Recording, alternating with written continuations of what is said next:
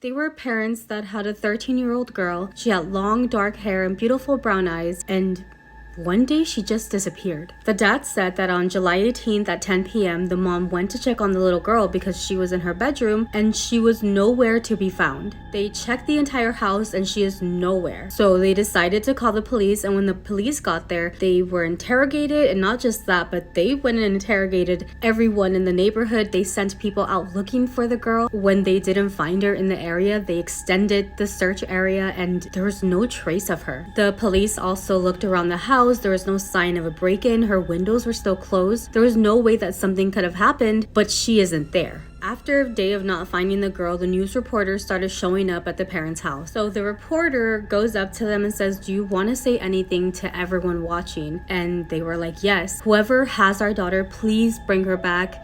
We miss her. We love Ale. Like, please, if you are out there and you have her, just bring her back. Just bring her daughter back home. And Ale, if you're watching this, please find a way back home." You know, the dad mentions how this was a really big deal in their town, and that's what everybody was talking about. And every time that, you know, he would see his wife on TV, that she would be crying because their daughter went missing and there's no trace of her. And it was insane. Like, how can she go missing? The dad said that they would do multiple interviews where they would both be like crying, broken, begging them to bring back their daughter, saying that they wouldn't press charges and just saying that she means the world to them. They just want her back. But even after all that, days would pass and months passed, and little by little the reporters stopped having interest in the story, and the daughter never came back. Finally, the police had to tell them that they had to put it on paper that she was dead. Like, they needed a death certificate because at this point they were never going to get their daughter back, and that's what they did. The dad mentions how when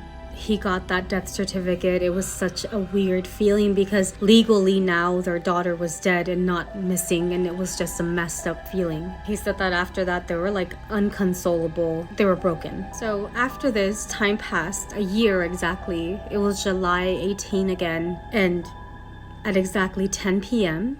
Ale returns. The neighbors, the city, they organized this big party because Ale, a whole year after, returned. The reporters came back and they were like, "How do you feel that your daughter came back after a year?" And he says how like he couldn't talk, so the wife would talk for them, and he was just hugging their daughter and, you know, wiping his tears away, and the mom was telling them how happy they were that she had returned. The dad says that they were still in contact with the police because at this point the girl was back and they wanted to find the person that took her for a whole year. So many questions, like who was it and why did they take her? The dad mentions that their house was filled with toys. Like, everyone was bringing Ale toys. People who they didn't even know were sending gifts for their little Ale. She was once again that little smiling, happy girl.